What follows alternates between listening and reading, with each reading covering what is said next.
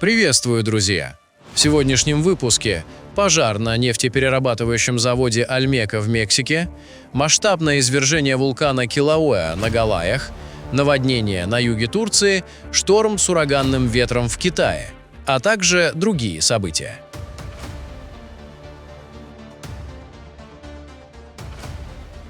На нефтеперерабатывающем заводе Альмека, более известном как Дос Бокас, в мексиканском штате Табаско, произошел крупный пожар. По официальным данным государственной нефтегазовой компании Pemex, возгорание началось на складе нефтяного кокса. Огромные столбы густого черного дыма и языки пламени были видны на значительном расстоянии от предприятия в муниципалитете Параиса. Для ликвидации чрезвычайного происшествия были мобилизованы около 150 спасателей, включая пожарные расчеты компании, а также подразделения военно-морского флота и Министерства обороны Мексики. Благодаря оперативным действиям экстренных служб пожар удалось локализовать и полностью потушить, не допустив его распространения на основные производственные мощности. По предварительной информации, инцидент обошелся без пострадавших среди персонала, а экологический ущерб и влияние на близлежащие районы оцениваются как минимальные. Представители Pemex сообщили, что работа НПЗ продолжается в штатном режиме, а причиной возгорания могла стать разгерметизация напорной линии, хотя точные причины еще предстоит установить в ходе начатого расследования. Данное происшествие стало уже вторым серьезным инцидентом на объекте за последний месяц. Предыдущий пожар, произошедший 17 марта, привел к гибели 5 человек.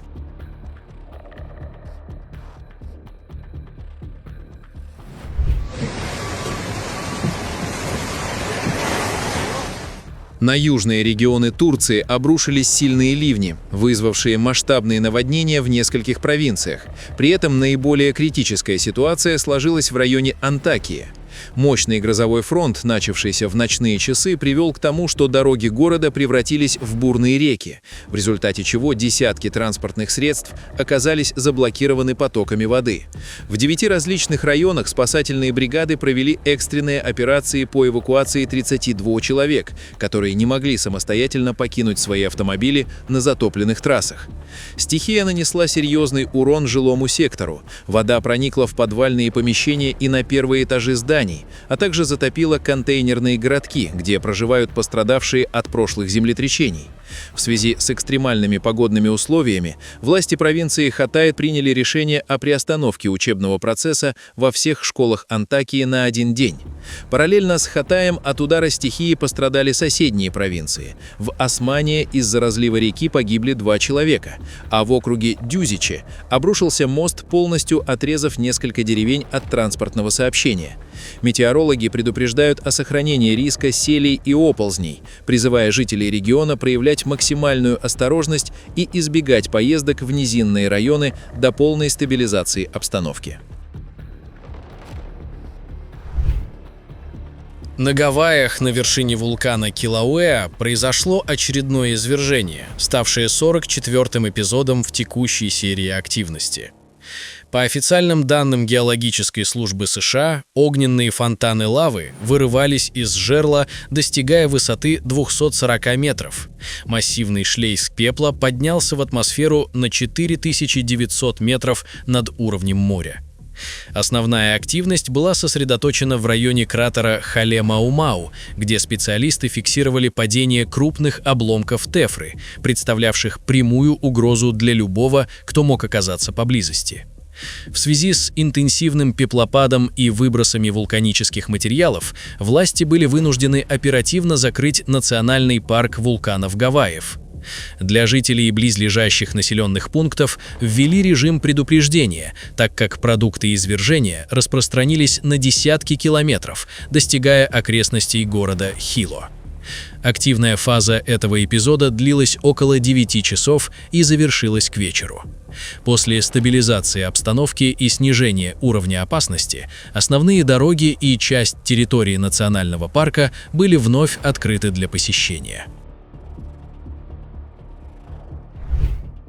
На Камчатке завершилась поисково-спасательная операция, во время которой пытались спасти группу туристов, следовавшую по маршруту из поселка Пиначево.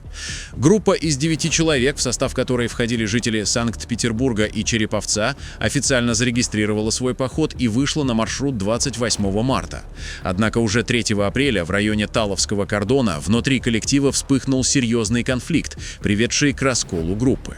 2 участников, забрав с собой палатку и единственный спутниковый телефон, решили пойти по сокращенному пути и благополучно добрались до Семеновского кордона.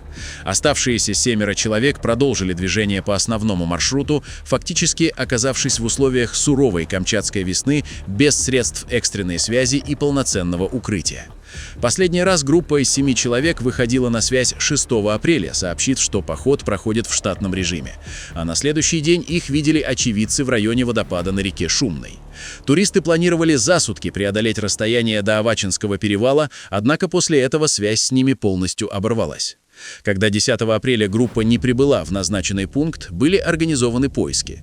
В ходе спасательной операции участники группы были обнаружены, 2 туристов погибли, а остальные 5 человек были найдены с серьезными обморожениями. Пострадавшие были экстренно эвакуированы, им оказана медицинская помощь. Обстоятельства гибели людей и детали конфликта, приведшего к разделению группы, сейчас изучают следственные органы.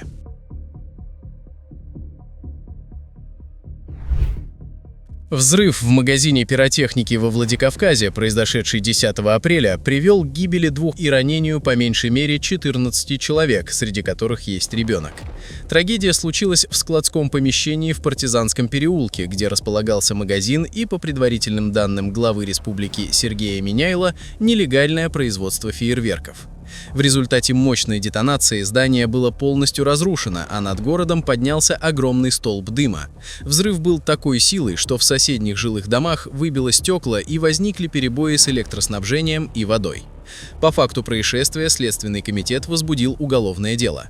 Был введен режим чрезвычайной ситуации. Разбор завалов временно приостанавливали из-за угрозы обрушения уцелевших конструкций и риска повторных взрывов оставшейся на складе пиротехники. Власти города начали оценку ущерба соседним строениям, пообещав оказать помощь всем пострадавшим и восстановить поврежденные коммуникации в кратчайшие сроки.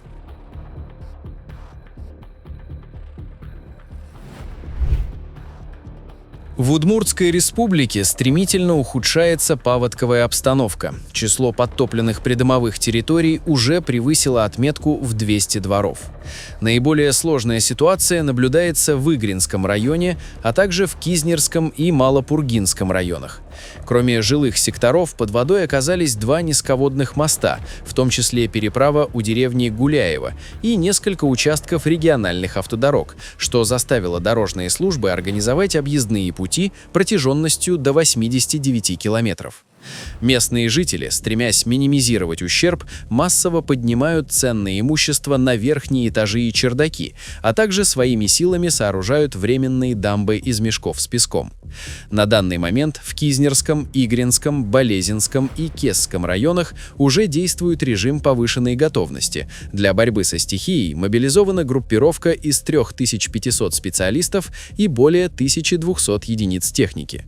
Власти региона подчеркивают, что хотя эвакуация пока не приобрела массовый характер, в случае дальнейшего роста уровня воды и угрозы жилым домам в пострадавших муниципалитетах будет незамедлительно введен режим чрезвычайной ситуации. Один из самых активных вулканов в мире, Питон де ла Фурнес, расположенный на французском острове Реюньон в Индийском океане, преподнес очередной сюрприз ученым и местным жителям. После 5-дневного периода относительного затишья, в ходе которого сейсмическая активность пошла на спад, гигант вновь пробудился. Вулканологи зафиксировали возобновление лавовой активности, что ознаменовало собой уже 3-й этап в текущем цикле извержения. Потоки раскаленной лавы продолжают выходить на поверхность, сопровождая процесс характерным вулканическим дрожанием, интенсивность которого значительно возросла за последние дни. Специалисты из вулканологической обсерватории Питон де ла Фурнес отмечают, что нынешняя фаза характеризуется стабильным выбросом магмы из трещин, расположенных в пределах кальдеры Энклас-Фуке. На данный момент извержение не представляет прямой угрозы для населенных пунктов, так как активность сосредоточена в необитаемой зоне. уровне. Тем не менее, власти сохраняют повышенный уровень готовности, а доступ к кратеру и прилегающим тропам остается закрытым для туристов и исследователей из соображений безопасности. Предыдущие фазы этого извержения уже продемонстрировали непредсказуемый характер вулкана. Короткие периоды молчания сменяются резкими выбросами энергии.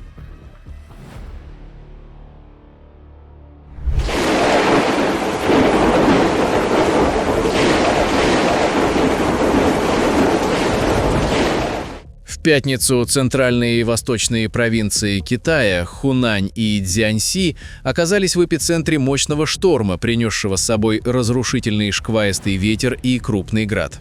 Стихия нанесла серьезный удар по городской инфраструктуре и сельскохозяйственным угодьям, заставив метеорологическую службу Китая объявить оранжевый уровень погодной опасности. В провинции Хунань, особенно в районах вокруг Чанши, порывы ветра достигали 30 метров в секунду, что привело к массовому падению деревьев, повреждению рекламных конструкций и временным перебоям в подаче электроэнергии для десятков тысяч домохозяйств. В это же время провинция Цзянси столкнулась с интенсивным градом. В некоторых уездах ледяные снаряды размером с куриное яйцо пробивали крыши легких построек и разбивали лобовые стекла автомобилей.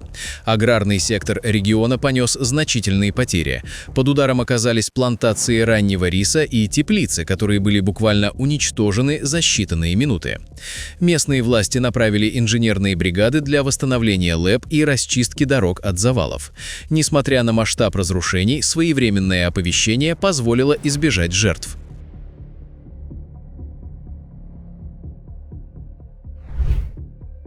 В районе Бандроль округа Кулу в штате Химачал-Прадеш произошел оползень. В результате обвала части склона было полностью разрушено недостроенное двухэтажное здание, которое использовалось близлежащим отелем в качестве террасы для гостей. Массы грунта и камней сошли на постройки, расположенные в непосредственной близости от школы, что создало прямую угрозу учебному заведению и жилым домам. По официальным данным, жертв и пострадавших удалось избежать, так как все были заблаговременно эвакуированы. Местные жители связывают активизацию оползневых процессов с последствиями разрушительных наводнений 2023 года, утверждая, что склон в этом районе начал оседать и покрываться трещинами еще тогда. Ситуацию усугубили недавние снегопады и проливные дожди, сменившиеся резким потеплением. На текущий момент движение по проходящей рядом автомагистрали ограничено, так как камнепады на нестабильном участке продолжаются. Метеорологи, в свою очередь, прогнозируют новые осадки до 12 апреля. Провинция Восточная Ява оказалась во власти мощного атмосферного фронта, который принес в регион разрушительные тропические ливни, шквалистый ветер и редкое для этих широт явление – крупный град.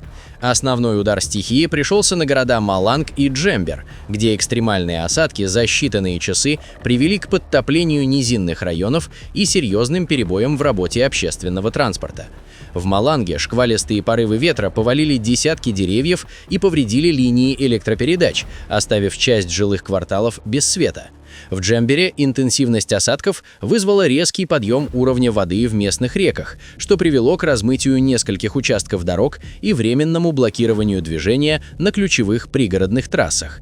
Региональное управление по ликвидации последствий стихийных бедствий немедленно объявило режим повышенной готовности, направив спасательные бригады для расчистки завалов и оказания помощи населению. Несмотря на значительный материальный ущерб, нанесенный частным домовладением и сельхозугодьям, экстренные службы сосредоточены на восстановлении электроснабжения и предотвращении возможных оползней в холмистой местности. Метеорологи предупреждают, что нестабильная погодная обстановка в Восточной Яве может сохраниться, и призывают граждан проявлять осторожность. Разлом Пинлу – это удивительное геологическое образование, расположенное в провинции Шаньси на севере Китая. Его часто называют «шрамом на лице Земли», и он представляет собой захватывающее зрелище, особенно при взгляде с высоты. Разлом образовался в результате масштабных тектонических движений, которые привели к оседанию земной коры. Его длина составляет около 10 километров, а глубина в некоторых местах достигает значительных величин, обнажая слои почвы и горных пород, формировавшиеся на протяжении миллионов лет. Главная особенность Пинлу заключается в том, как люди адаптировались к этому ландшафту.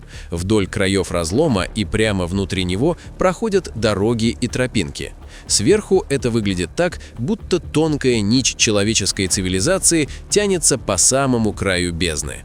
В последние годы власти Китая уделяют внимание защите этого региона и превращению его в туристическую достопримечательность. Здесь можно увидеть, как эрозия почвы и лессовые плато создают уникальные формы рельефа, характерные для северных районов Китая.